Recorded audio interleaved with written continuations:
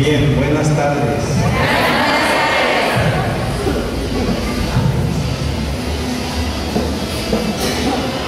Me da una alegría de poder darles un saludo en este cuarto domingo de Pascua, Día del Buen Pastor, a todos los miembros de los cursillos de cristiandad en esta ultrella que están haciendo.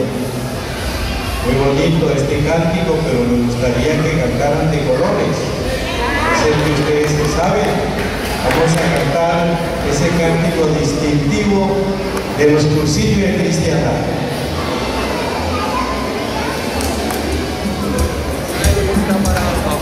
Hey!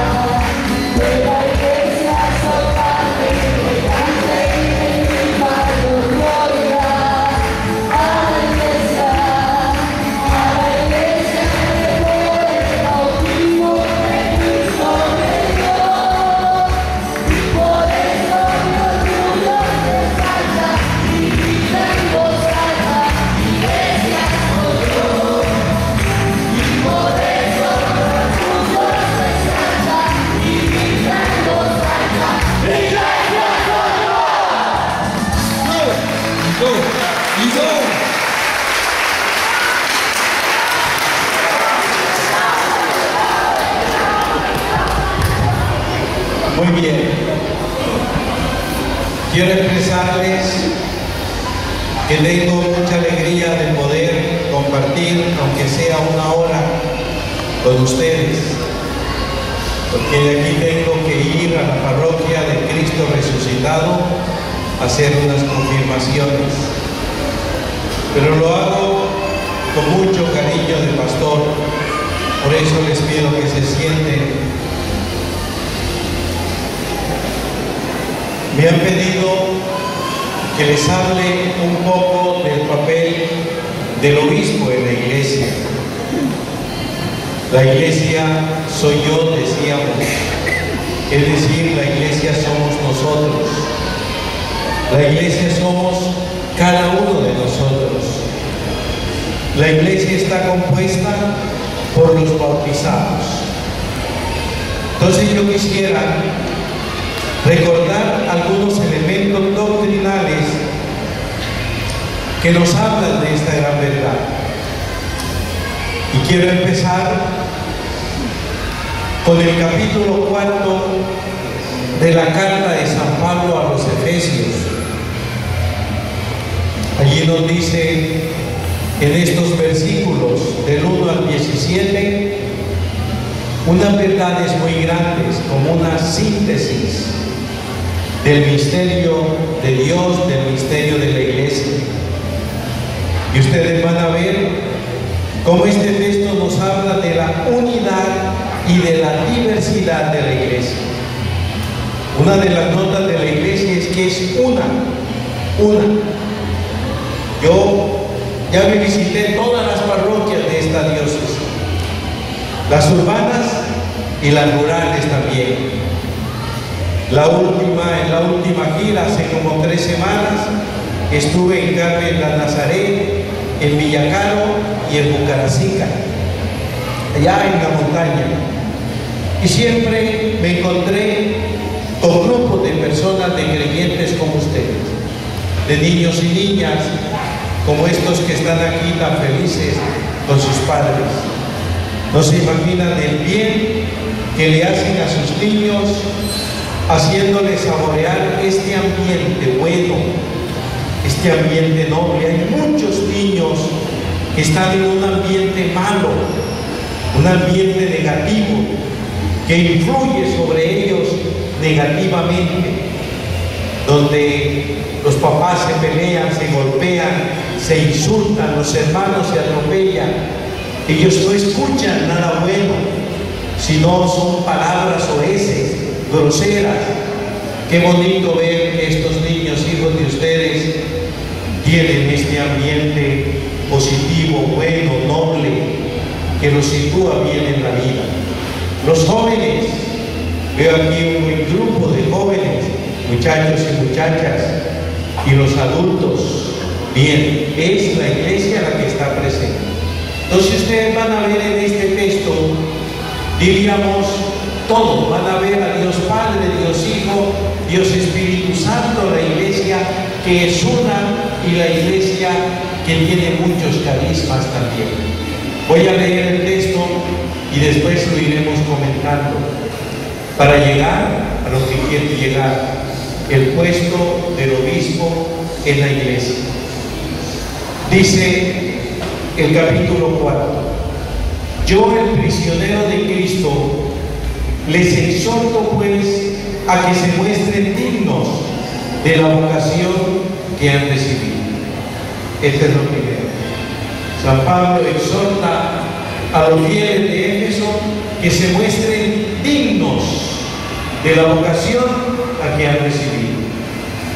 Y ustedes en los cursillos de cristiandad, uno de los rollos es hablar del bautismo y de la importancia del bautismo en la vida del hombre, como el sacramento que hace renacer al hombre a una vida nueva, como el sacramento que lleva al hombre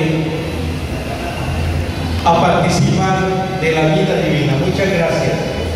Muchas gracias. Entonces, ya invita San Pablo a esto, a todos. Dice: yo, el prisionero de Cristo, les exhorto pues a que se muestren dignos de la vocación que han recibido. ¿Cuál es esa vocación? Es la vocación a la santidad, es la vocación al apostolado. Ser santos y apóstoles es la vocación de todo bautizado, comenzando desde el Papa hasta el último cristiano, si podemos hablar así. Esa es la vocación de todos, y allí todos nos igualamos: el Papa, los obispos, los sacerdotes, los religiosos, los laicos, todos tenemos esta misma vocación, por eso todos tenemos la misma dignidad. Estamos llamados a ser santos y apóstoles, a llevar una vida de mucha intimidad con Cristo y una vida de mucho anuncio de su palabra. Y sigue: sed humildes y amables, sean comprensivos y sopórtense unos a otros con amor. Mantengan entre ustedes lazos de paz y permanezcan unidos en el mismo espíritu. Es una exhortación de San Pablo para que nosotros vivamos como hijos de Dios, como personas renovadas, como personas que han sido transformadas en su ser y convertidas en hijas de Dios, hermanas de Cristo, templos del Espíritu Santo y miembros de la Iglesia. Y ahora va a dar la razón de eso. Fíjense ustedes, primero es una exhortación a que vivamos así, a que vivamos ser humildes y amables, sean comprensivos y sopórtense unos a otros con amor. Mantengan entre ustedes lazos de paz y permanezcan unidos en el mismo espíritu. Y comienza: un solo cuerpo y un mismo espíritu, pues ustedes han sido llamados a una misma vocación y a una misma esperanza. Aquí ven ustedes la universal vocación, la unidad, lo que nos une. Esto es para el cristiano de Cúcuta, de aquí del Rosario, de Colombia, del Canadá, de Argentina, de Europa, de África, de Asia. Esto es para todos los 1.200 católicos que hay y los 3.000 cristianos que estamos en el mundo. Esta es la vocación común: un solo cuerpo y un mismo espíritu, pues ustedes han sido llamados a una misma vocación y a una misma esperanza. Un solo Señor, un solo Señor. No tenemos varios señores. El único Señor nuestro es Jesucristo. Y San Pablo nos dice: no hay otro nombre en el cual nosotros podamos ser salvos. Y Él mismo se llama: yo soy el camino, la verdad y la vida. Eso es un solo Señor, dice San Pablo, un solo cuerpo y un mismo espíritu, pues ustedes han sido llamados a una misma vocación y a una misma esperanza. Un solo Señor, una sola fe, un solo bautismo, un solo Dios y Padre de todos. Ven, el Hijo, Jesucristo, el Padre, un solo Padre, y sigue, que está encima de todos, que actúa por todos y está en todos: el Padre, el Hijo y el Espíritu. Eso es, por eso la fe cristiana es una fe trinitaria. Está fundamentada en el misterio fundante y originante que es la Santísima Trinidad.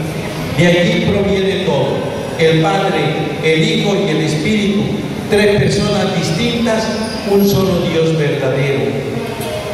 Y dice más adelante: y ahora, dice, y ahora, ¿dónde están sus dones?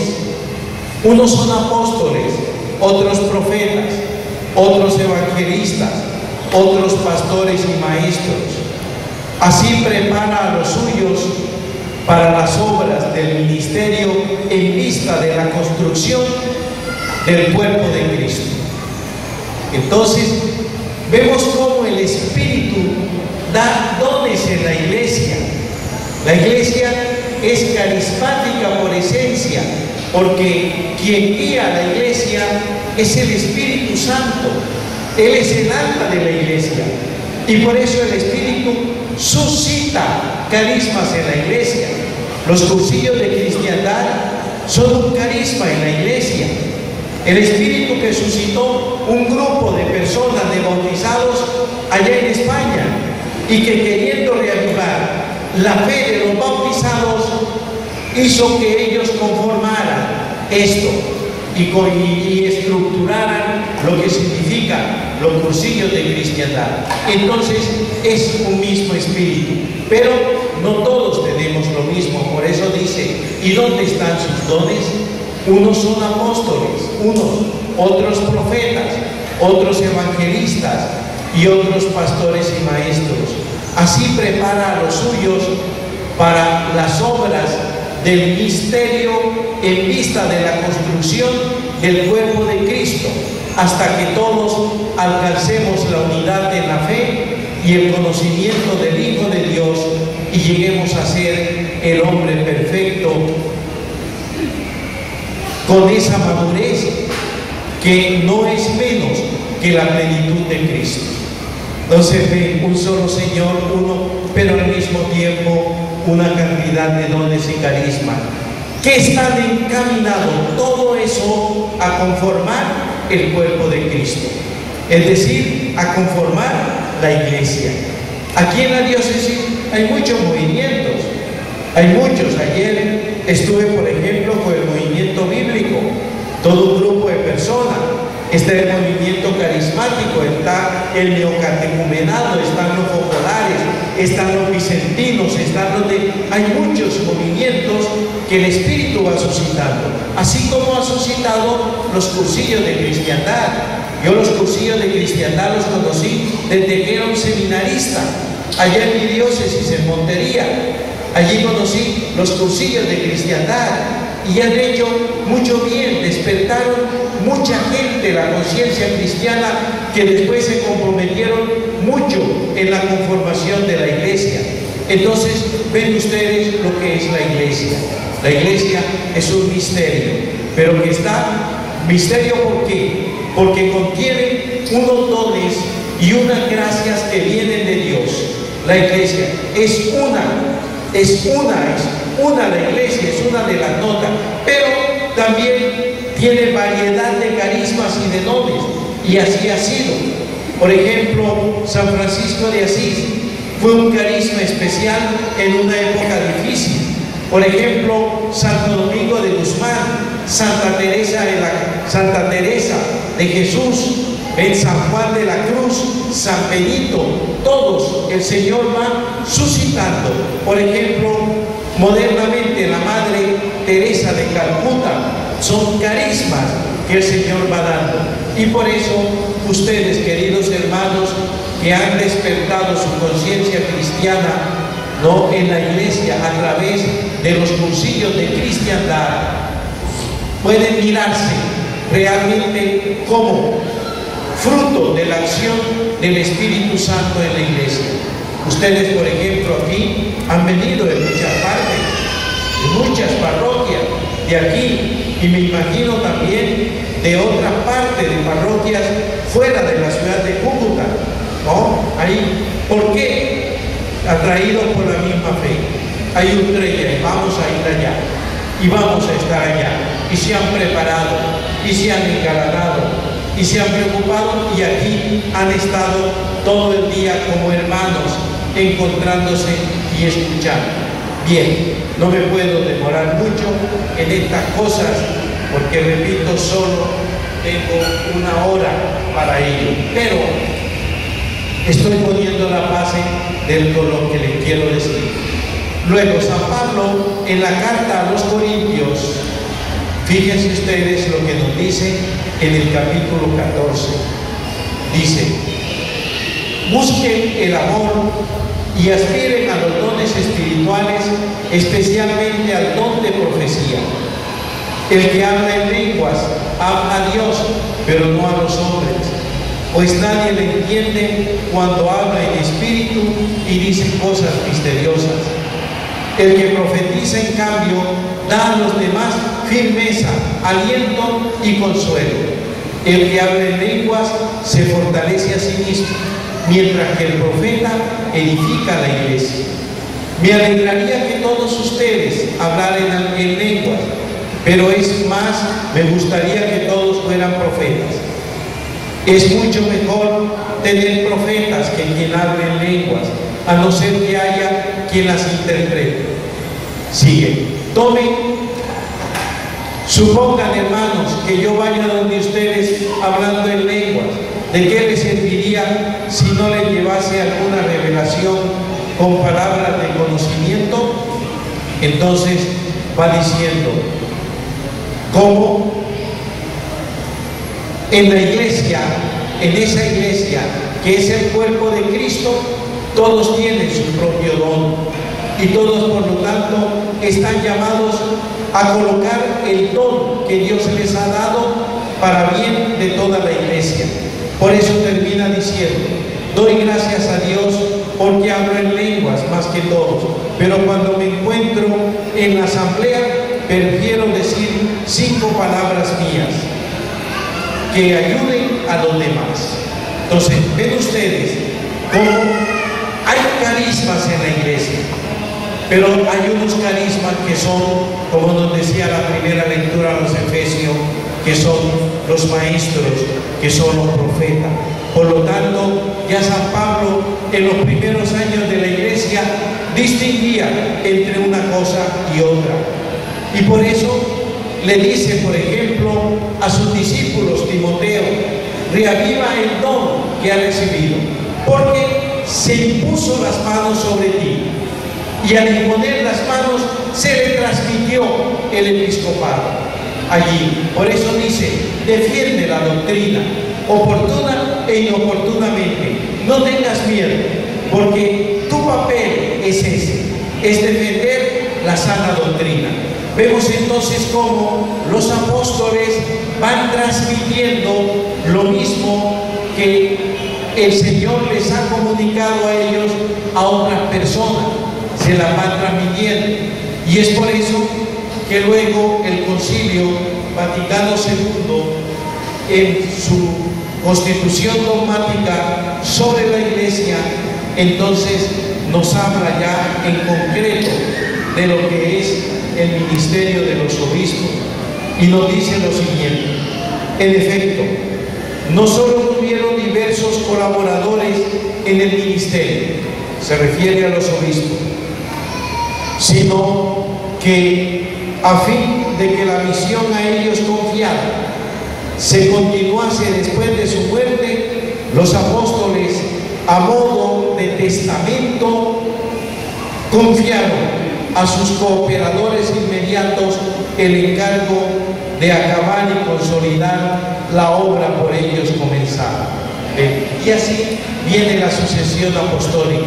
Yo soy el 8º obispo de esta diócesis de Cúcuta, desde Monseñor Luis Pérez Hernández, que fue el primer obispo, hasta Monseñor Jaime Prieto Amaya, que fue el obispo inmediatamente anterior a mí. Ha habido una sucesión, y yo no he venido de allá de la costa aquí por mi propio querer, sino porque el Papa me ha dicho: Monseñor Vidal, yo quiero que usted vaya de pastor propio de la iglesia de Cúcuta, y aquí he venido a estar con ustedes y a anunciar el Evangelio, y aquí he venido a comunicarles.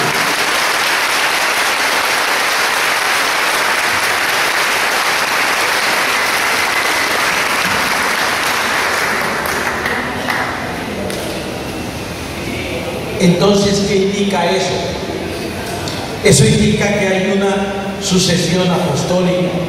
Cuando a mí me consagraron obispo, el nuncio Paolo Romeo me mandó su sucesión, es decir, de dónde viene él, para que yo estuviera seguro que lo que iba a recibir era también el episcopado desde los apóstoles. Y entonces él me puso como su árbol genealógico, allá quien ordenó, a quien ordenó el otro, y el otro quien consagró, hasta que llegó quien lo consagró a él. Y me dice: mira, esta es mi sucesión apostólica, yo ahora te voy a consagrar a ti obispo, para que yo en la fe tenga la seguridad de que la misión de los 12 apóstoles es la misma misión que se me ha entregado a mí. Sigue diciendo este documento de la Lumen Gentium sobre el episcopado, encomendándoles que atendieran a toda la grey en medio de la cual el Espíritu Santo los había puesto para apacentar la iglesia de Dios. Establecieron pues tales colaboradores y le dieron la orden de que a su vez otros hombres probados al morir ellos se hiciesen cargo del ministerio. Entre los varios ministerios que ya desde los primeros tiempos se ejercitan en la iglesia según testimonio de la tradición, ocupa en primer lugar el oficio de aquellos que, constituidos en el episcopado por una sucesión que surge desde el principio, conservan la sucesión de la semilla apostólica primera. Entonces, ¿qué significan estos textos que hemos dicho? El Señor Jesús funda su iglesia. Él comienza a predicar y muchos comienzan a escucharle y comienzan a seguirle. Por ejemplo, cuando Él hizo la multiplicación de los panes, dice que habían 5.000 hombres. Y cuando San Pedro predica la primera vez, dice que como 5.000 se convirtieron. Es decir, la iglesia comenzó por un grupo numeroso que seguían a Jesús. Lo seguían porque, claro, Jesús enseñaba palabras de vida eterna y Jesús hacía milagros, hacía signos maravillosos. Pero Jesús, a la hora de poner fundamento a su iglesia, escogió a 12. San Marcos en el capítulo 4 dice que después de Jesús pasar la noche orando, bajó y entonces escogió a los que Él quiso y da el nombre de los 12 apóstoles y dijo para que estuvieran con él y para mandarlos a predicar. Entonces, aunque era mucho, ya ese grupo primitivo veía que el Señor había escogido a Pedro, a Juan, a Santiago, a Mateo, a los 12 apóstoles. Los había escogido para que ellos fueran los que dirigieran la iglesia, fueran los que dirigieran. Y entre todos ellos puso uno como principal, que era Pedro. A él fue el que le dijo: tú eres Pedro, y sobre esta piedra edificaré mi iglesia. Y por eso Pedro ya aparece en la vida de Jesús como el que habla en nombre de todos. Y fíjense ustedes, después de la resurrección, cuando nos habla que María Magdalena le dijo a Pedro y a Juan, ellos salieron corriendo. Pero como Juan era más joven y Pedro mayor, llegó Juan primero, vio que la tumba estaba vacía, pero dice: no entró, sino que esperó que viniera Pedro, porque Pedro tenía la primacía, es el Papa. Y entonces cuando entró Pedro, entonces entró él. Ahí vemos nosotros cómo Dios organizó jerárquicamente su iglesia, y entre ellos colocó a los obispos que son sucesores de los apóstoles, que tienen la plenitud, tenemos la plenitud del sacerdocio, el obispo. Por eso en cada diócesis hay un obispo, en cada una de las diócesis, que es aquí, por ejemplo, el norte de Santander, está la arquidiócesis de Pamplona. Hoy me vi al mediodía, almorzó conmigo el arzobispo que iba para Bogotá. Está la diócesis de Ocaña, está la diócesis de Tibú. En cada una de esas jurisdicciones hay un obispo propio y cada uno somos responsables de lo que se nos ha entregado. Y hay unos servicios que solo puede el obispo realizar. Por ejemplo, la confirmación. La confirmación es algo propio del obispo, pero que el obispo puede delegar. En cambio hay otra que no puede delegar. Por ejemplo, la ordenación sacerdotal. Yo creo que muchos de ustedes participaron el 19 de marzo de la ordenación de 12 sacerdotes, de los 12 nuevos sacerdotes. Eso yo no lo puedo delegar a nadie, ni el Papa lo puede delegar a nadie. Eso es indelegable. Yo al padre le puedo delegar que confirme. Si yo, al párroco, yo le puedo delegar que confirme, pero no le puedo delegar que ordene. Ni el Papa tiene que hacer primero obispo, porque diríamos, el obispo es como un vaso rebosante de la gracia, que es decir, la irradia. Lo mismo en la misa crismal. El obispo no puede delegar la consagración del crisma. El óleo de los catecúmenos sí lo puede, y el óleo de los enfermos, pero el santo crisma no, porque solo es para que adquiere la plenitud del sacerdocio. Por eso entonces ustedes ven, somos como más de 4.000 obispos en el mundo, y cada obispo tiene su propia diócesis, y el que es obispo de Roma es el Papa. Al que nombra obispo de Roma, ese es el Papa. Roma es como la sede principal. Ahora tenemos que ir los obispos de los 2 Santanderes y de Boyacá en junio a Roma, porque cada cierto tiempo tenemos que ir a darle cuenta de lo que nosotros hacemos. A darle cuenta. Ya llevo un informe como así de alto de todo lo que se hace aquí en la diócesis de Cúcuta. ¿Por qué? Porque nosotros tenemos al Papa como cabeza del colegio episcopal. Él es la cabeza, no podemos, yo no puedo actuar aquí como obispo sin estar en comunión con el Papa. Ha sucedido eso, ha sucedido obispos que se han separado de la iglesia, y a eso cometen ellos un cisma. ¿Por qué? Porque a mí me da legitimidad mi unión con el Papa, como al párroco le da legitimidad la unión con el obispo. Un párroco que se rebele contra el obispo pierde la comunión, ya no tiene derecho a ser párroco, porque el que realmente lleva la diócesis es el obispo. Los sacerdotes son próvidos colaboradores del obispo. Y quiero culminar esto, queridos hermanos, con este documento que se llama la Pastora Ecclesiae. Este documento es un documento dirigido a nosotros, a los obispos, propiamente.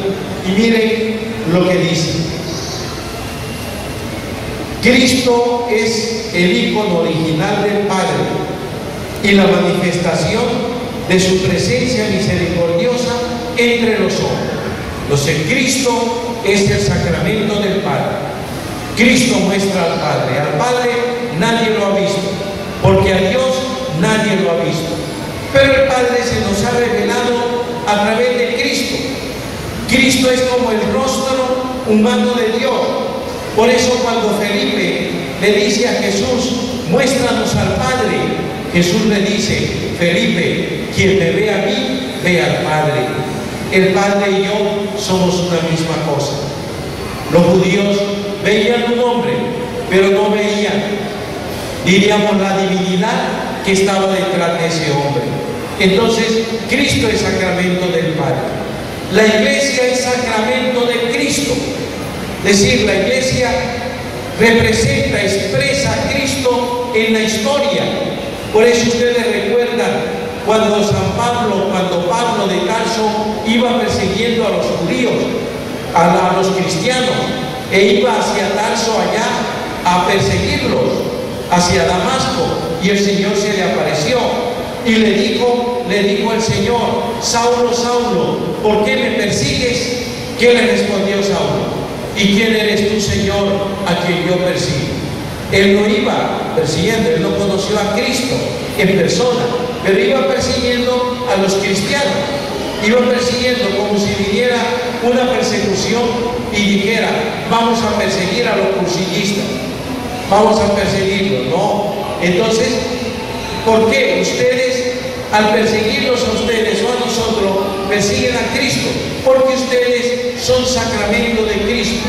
De esa manera, el obispo representa a la iglesia. Dice, el obispo actuando en persona y el nombre de Cristo mismo se convierte para la iglesia en confiada en signo vivo del Señor Jesús, pastor y esposo, maestro y pontífice de la iglesia.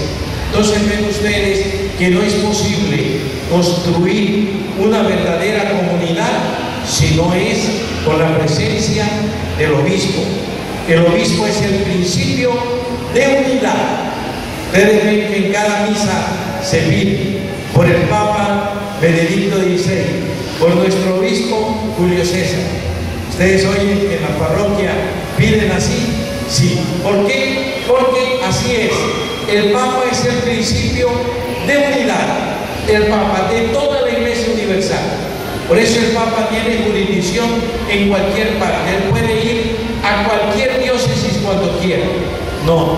Y así que el obispo es el pastor propio de cada diócesis. Yo no me puedo meter a Pamplona sin el permiso del arzobispo, ni él puede venir aquí sin el permiso mío, porque cada obispo es, como diríamos, la cabeza de cada iglesia particular, de cada diócesis. Esto, queridos hermanos, es lo bonito de la Iglesia Católica. Fíjense que hay un orden. Donde hay orden está Dios. Esto es distinto de las otras iglesias que se van multiplicando, porque como tienen la libre interpretación, uno soñó, comió mute, comió demasiado en la noche y entonces le dio pesadilla o le dio muchos sueños, y entonces soñó que le decía el Señor: funda otra iglesia, y entonces se separa de la iglesia donde está y funda otra. Y a ese le dice, por eso ustedes ven la cantidad de sectas que hay y que van llegando a sus casas. Es una cosa enorme, ¿no? Que van llegando a las casas. ¿Por qué? Porque se van dividiendo. La iglesia no. La iglesia tiene un orden. Está el Papa, indudablemente, están los obispos, están los sacerdotes. Por eso un verdadero movimiento tiene en cuenta esto. Está la vida religiosa y están los laicos.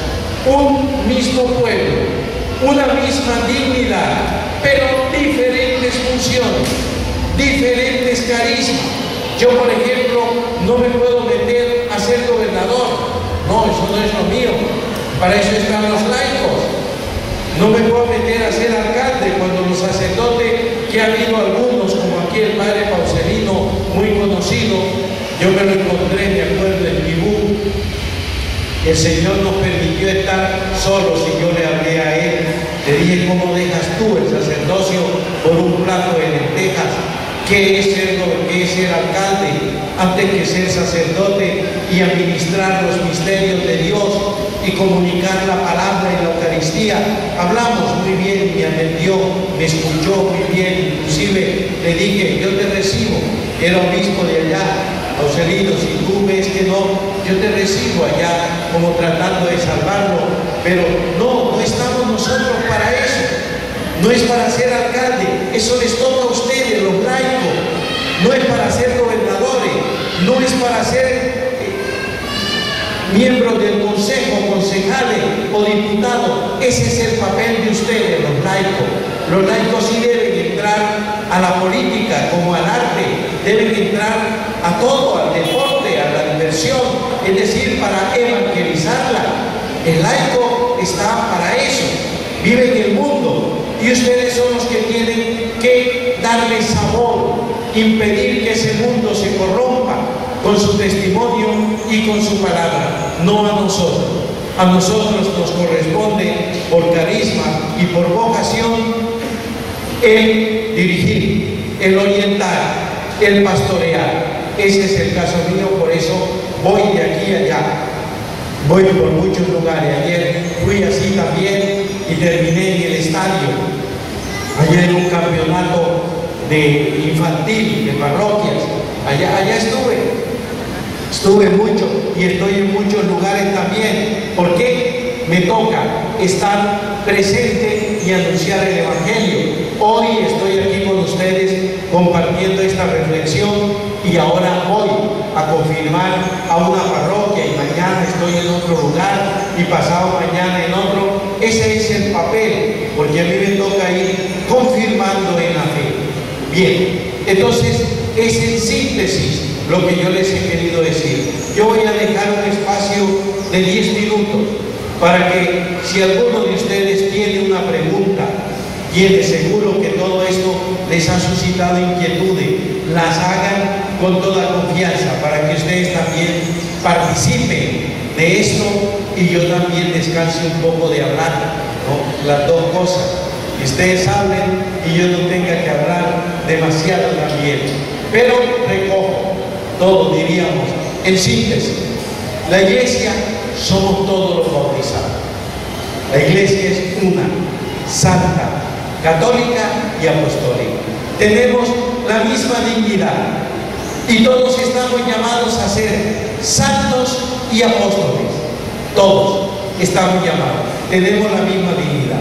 Pero en esa iglesia que es movida por el Espíritu hay diferentes carismas. El Espíritu suscita a unos una cosa.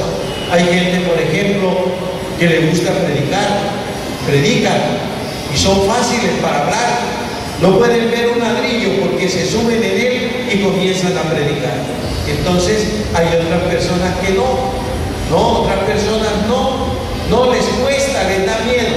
Pero esa otra persona le gusta ir a visitar a los enfermos y no le da miedo y no le da temor encontrar a ese enfermito pobre allá que no huele bien, y allí están y les entra un corazón muy sensible que uno se maravilla de cómo esa persona le gusta visitar. A otro de pronto no le gusta, no puede ver sangre, no puede ver eso, no le gusta a esa persona así. Hay otras personas que dan buen consejo. El señor fulano, la señora fulana es buena consejera. Es una persona que tiene ese carisma y todos vamos descubriendo eso. Otra persona canta y le gusta, es alegre y es la persona que motiva y es la persona que tiene ese carisma. ¿Ven? Hay otras personas calladitas pero que sirven. Son las que en estos momentos preparan allá el jugo y preparan la comida y preparan la cuestión. Calladitas, no dicen muchas cosas, pero son efectivas. Sin ellas no podrían funcionar muchas cosas. Es decir, hay diferentes carismas. Dentro de esos carismas están los ministerios. Los ministerios, unos son ordenados. Los ministerios ordenados, ¿cuáles son? Los jerárquicos, como el Papa, los obispos, los sacerdotes, los diáconos. Esos son los diáconos que pueden ser transeúntes o pueden ser permanentes. Hay diáconos casados. Esos son los ordenados. Hay ministerios no ordenados. Por ejemplo, el del acolitado, el ministerio del lectorado, el ministerio de la comunión, de visitar a los enfermos y otros ministerios. El ministerio musical es un ministerio, es un servicio. La palabra ministerio. Todo eso que hay en la iglesia tiene como centro a Cristo y todo está para que construyamos la verdadera iglesia, la única, la iglesia de Jesucristo nuestro Señor. Entonces ven ustedes cómo es, y así todos aportando lo propio vamos caminando hacia el encuentro de Cristo, que nos invita a vivir eternamente con el Padre, con Él y con el Espíritu Santo. Bien, muchas gracias por escuchar.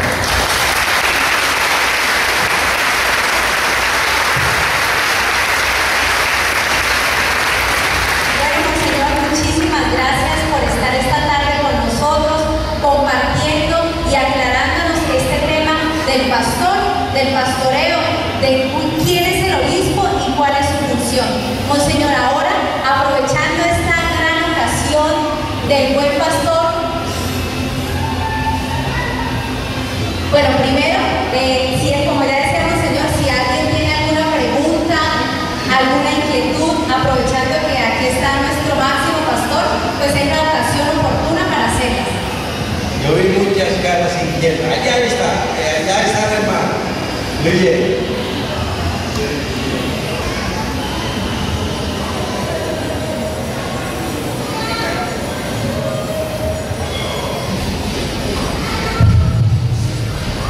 Monseñor, entiendo que según la gravedad de algunos pecados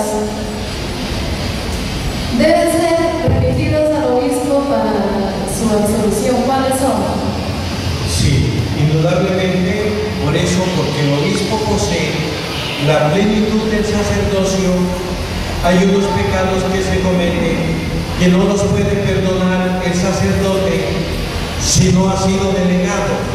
Y son, por ejemplo, el pecado del aborto. El aborto está remitido al obispo. El pecado del sacrilegio. El sacrilegio, cuando o se le pega a una persona sagrada o se le profanan las hostias o alguna cosa, esos pecados los puede perdonar es el obispo, porque él posee la plenitud del sacerdocio. Y hay otros, pero esos son los más frecuentes, hermano, lo que es el aborto está reservado, el sacrilegio está reservado al obispo. Buenas tardes, Monseñor. Un saludo de Dolores. El tema de esta entrega diocesana, con el resucitado caminamos a la santidad. Una mínima fórmula, no puede haber, pero una forma en que debemos vivir todos los cristianos para poder caminar a esa santidad. Yo siempre he dicho que la calidad cristiana en una persona depende de su fe en la resurrección de Cristo. Eso fue lo que cambió a los apóstoles. Era gente ignorante, era gente cobarde, era gente. Pero cuando se convirtieron, que Cristo estaba vivo, había resucitado, ya perdieron el miedo. Y ya se enfrentaron a todo el mundo. Y eran capaces de decirle a las autoridades ante las cuales temblaban: hay que obedecer primero a Dios que a los hombres. Entonces, cuando creemos en eso, nosotros vamos dejándonos transformar por esa fuerza del Espíritu. La palabra nos ilumina y nos dice qué debemos decir. Por ejemplo, si yo leo el Evangelio bien y yo encuentro que el Evangelio me dice: no le hagas a otro lo que no quieras que te hagan a ti. Si yo soy cristiano y quiero vivir el Evangelio, yo me tomo en serio eso. No le hagas a otro lo que no quieras que te hagan a ti. A ver, ¿qué no me gusta que me hagan a mí? No me gusta que me mientan, no me gusta que me levanten la voz, no me gusta que me calumnien, no me gusta que me engañen, no me gusta, y eso que no me gusta a mí, yo procurar no hacérselo a los demás. Entonces es una cosa sabia. Si yo tomo eso, el Señor me dice: ¿por qué os preocupáis, hijos? Mirad las aves del cielo, ellas no siembran ni guardan en granero, y mi Padre las alimenta. Mira los lirios del campo, ellos no tejen ni hilan, y les digo que ni Salomón se vistió como uno de ellos. Ustedes valen más que un pajarito. Vuestro Padre se preocupa de ustedes. Entonces, ¿por qué debo estar estresado? ¿Por qué tengo que estar preocupado? No, yo le dejo a mi Padre las cosas, le pido y yo hago lo que tengo que hacer, pero no tengo por qué estresarme, ni por qué estar desconfiando. No, a veces se aprietan las cosas, la situación económica, una enfermedad, pero a mí no. Miren el ejemplo del Papa. No podía hablar, no podía caminar, y hasta el último momento estuvo bendiciendo al mundo. Eso es un hombre de fe. Eso es. De tal manera que eso yo lo cumplo. Ya le dije que la vocación del bautizado es el santo y apóstol. Y yo soy santo cuando voy viviendo como Cristo vivió. Para eso, ¿qué necesito? Leer su palabra y meditar. ¿Qué más necesito? Orar. Que yo me convierta en una persona de oración seria y profunda. ¿Qué más necesito? Recibir los sacramentos. ¿Qué más necesito? Ser caritativo, hacer obras de caridad. Entonces, si yo voy haciendo eso, yo voy creciendo en santidad, porque la santidad no es otra cosa que vivir agradando al Padre y amando a mis hermanos. Bien, una última pregunta. Una última, a ver, echen la moneda de los dos que levantaron allá. A ver cuál de los dos, porque es una última. Buenas tardes, señor. Buenas tardes. Hay dificultades en la jerarquía de algunos de los sacerdotes ante esas debilidades humanas que ocurren en todos y cada uno de los seres. ¿Qué le aconseja a usted y a cada uno de nosotros bautizados para proteger, para ayudar ante esa situación que se presenta en nuestra iglesia. Bien. Lo primero has dicho bien, la iglesia es santa y pecadora. Y eso será siempre así. Es santa porque tiene el Espíritu y tiene capacidad de producir santos. Ustedes quieren ser santos. Ustedes ya han salido un poco de la tiniebla y eso. Pero es pecadora también.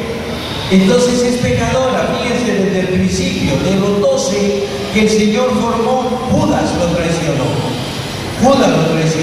O sea, allí está eso, es santa y pecadora. ¿Qué hacer ustedes por eso? Primero, orar.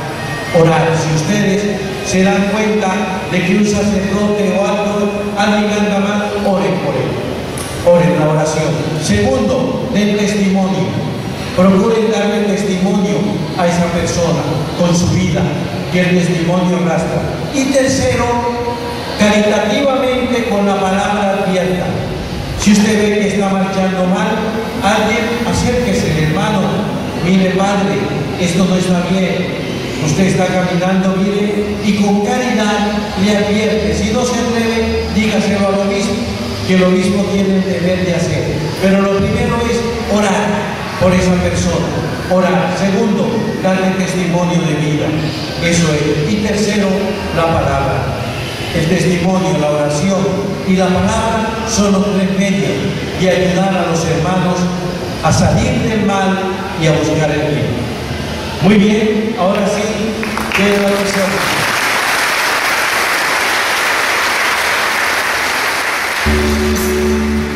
Salve María, llena eres de gracia, el Señor es contigo, bendita tú entre mujeres, y bendito es el fruto de tu vientre Jesús, y bendito es el fruto de tu vientre Jesús. Santa María, Madre de Dios, ruega por nosotros pecadores, ahora y en la hora de nuestra muerte. Amén. Ahora y en la hora de nuestra muerte. Amén. Ave María, Ave María,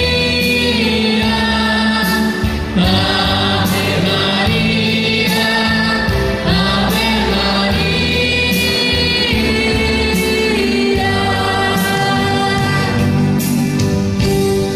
Y la bendición de Dios Todopoderoso, Padre, Hijo y Espíritu Santo, descienda sobre ustedes y les acompañe siempre. Ahora que lleguen a sus casas, como siempre lo pido, a quien se quedó cuidando la casa, díganle: saludos te mandó el obispo.